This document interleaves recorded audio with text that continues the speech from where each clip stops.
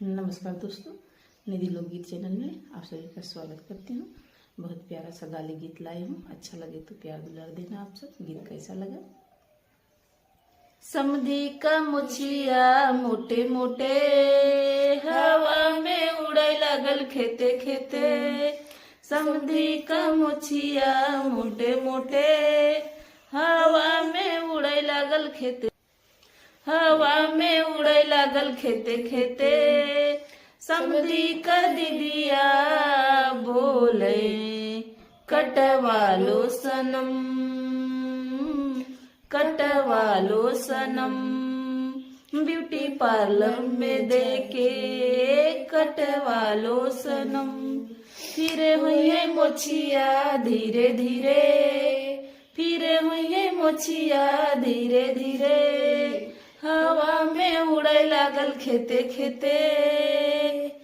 अगुआ की मुछिया मोटे मोटे हवा में उड़े लागल खेते खेते।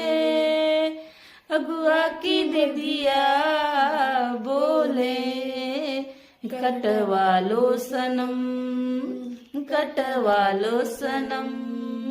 ब्यूटी पार्लर में देके कटवालो सनम। फिर हुई मोछिया धीरे धीरे, हवा में उड़े लागल खेते खेते, हवा में उड़े लागल खेते खेते। बलहा की मोछिया मोटे मोटे हवा में उड़े लागल खेते खेते।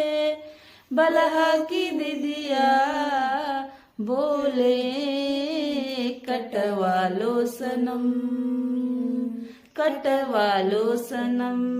फिर हुई मोछिया धीरे धीरे, हवा में उड़े लागल खेते खेते। कटवालो सनम।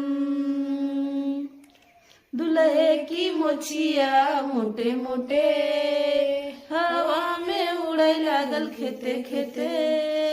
दुल्हे की दीदिया बोले कटवालो सनम, कटवालो सनम। ब्यूटी पार्लर में देके कटवालो सनम।